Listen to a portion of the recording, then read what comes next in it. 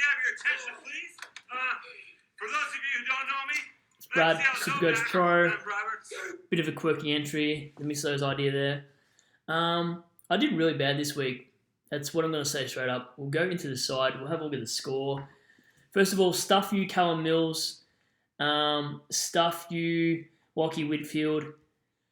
Who else, bro? Who else am I really mad at? Josh Kelly. He's really killing me. You just sip your coffee. And this is a combined podcast, and just kind of a little bit of input, so it's a little bit something different. And who else killed me? Toby Greene. Toby Greene gets stuffed. I don't normally start my videos like this. If you've been following me for a little while now, I'm gonna release some anger. So here we go. I do got hair. 2,171. Not great, but it will do. We only lost 589 ranking points. You happy with that? I'm not really happy with that. But I think a lot of people copped the same sort of hit this week. We've still got 2 trades. We've got to get rid of Dusty. I was going to get rid of Whitfield, wasn't I, for Jake Lloyd, and then it said, you're locked out, and that was just crap. So that was a real downer. Lost 100 points there. Still in the top 1% for total score. So that's a positive. We'll get stuck in the side. I didn't watch a lot of football because somebody wanted me to do things with her on the weekend and hang out instead of watching the game. So if I don't have a lot of detail on some players on Sunday games, you can blame her. 50-50. 50-50. See, this is why when you're making YouTube videos about Supercoach, you can't have misses. Just kidding. All right, let's get stuck in the side before I get into trouble. Expand the screen a bit. That's enough of our faces for now. So Rory Laird, really solid, 104. I don't got a lot on him. Just super consistent player. I just can't believe he's at 600,000 now. So if you don't already have him, you probably should. Callum Mills is a real killer for coaches. He's the highest seasoned defender up until now. And we should have actually got his average score. And that should have been his points for this week. But no, we got nothing. And obviously Jones is a week away from his hammy. So like I said before, I didn't get to swap out him for Mills. In hindsight, that wasn't a good call anyway because Kelly might be out for a bit. So kind of annoying. Stewart 102. He's super consistent again. He had 20 disposals, 17 of those which were kicks. Jones should be back next week by hammy, so should have recovered. 87 to Ridley. A bit of a down game from him, but been pretty consistent over the last month, so you'll take that. Whitfield obviously didn't play with that concussion. He'll be back next week, so there's no point trading him out for a 1-weeker. Jaden Short had 27 disposals, 20 of those kicks. The man, Steele, he's the one that sort of saved my team this week. Him and Walsh together were fantastic. Steele had it 37 times, kicked the goal, and just showed why you should always VC Steele. Sammy Walsh, unreal. This guy should be spoken about a bit more than what he is. I didn't even realise he was at 654,000 as well, so that's amazing. This kid could win the Brownlow. He's Carlton's best midfielder, actually best player there by far. He's unreal. Like his last 3 weeks with that 138, 158, 193. So people chase points like for Bontempelli, and then it never works out because every player has a month. Oliver did it. McRae did it. They've all done their months where they just go nuts. McRae, consistency is what you pay for. That's almost on his season average there for 124. So you'll take that from him. Probably not a great vice-captain score this week, considering there was a few big players that scored really well. Merritt is a little bit frustrating because he had it 39 times and he used it 25 by handball, so that's pretty frustrating. His ceiling could be like a parish if he actually kicked the damn ball. Oliver, 139, looked a lot better. He got scaled up by about 10 points by the end of the game, so it was fantastic from him. He works hard at the ball and he's always giving his all most games anyway, and he looked a lot more interested than what he has in the last fortnight, so it's been great from him. Josh Kelly, I'm not sure. I'm no doctor. He obviously rolled his ankle. I'm not sure which way. Hopefully it's not that what's that word? How do you say it? Symptomosis or something? Not going to give me any input. Excuse me. You're studying nursing and you can't tell me what it is? You know what happens. Oh, okay. She didn't know, there you go. it. She didn't even see it. So, never mind. Brayshaw, 97. What do you think of Brayshaw? I think he's useless. He doesn't get enough contested ball. Yeah. So I'm talking to a brick wall here. Great podcast. 78 from Pendlebury. He was on like 15 or 11 points at quarter time, so that's not a bad comeback from Pendlebury.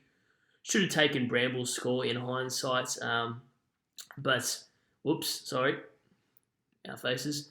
Should have taken Bramble's 91, but I actually thought Pendlebury had a really solid month. There's no month in F. There's no F in month. So sorry about my pronunciations. 111 against Carlton. They had no Paddy Cripps. They had DeConey, whatever that guy's name is. I didn't have Pitnat. So the reason for fielding Pendlebury 78 is I thought he'd score about 115 this week. So I thought, I'd always get myself 25 points more than Bramble. In hindsight, anything over 90 you should probably take if you've got a weak M8. That's really frustrating. Bramble's a great player though. I wouldn't be picking him up for 291. And people have Highmore in the back line. He's broken his hand if you don't already know that. I think Newcomb was sub and didn't get on the field. So not a bad result because he doesn't always need cash, but not that you need cash generation. I don't know what I'm talking about. Stuff that. Grundy, 88. He was really good in that first quarter. Then after half-time, he had 3 disposals for 88 Supercoach points. So a lot of people captained him. So that's probably why my ranking didn't fall so hard. 85 from Hickey, not so bad considering Gawn had 95. So I'll take 85 from Hickey any day, considering the bloke was meant to have a PCL injury, not play for the rest of the season. I dodged a bullet there. Reeves, 49, he'll be dropped for Segler for sure. Absolute peanut this week. Although he did play Max Gawn, so I should probably give the kid a bit more credit than that. He's in my emergency, so I don't really care. And you're not going to sell him. Zeeble, 92. Not the seagull he was, but I think he had, all his possessions were kicks. He had 19 disposals and 19 kicks, so you'll take that. That's really handy.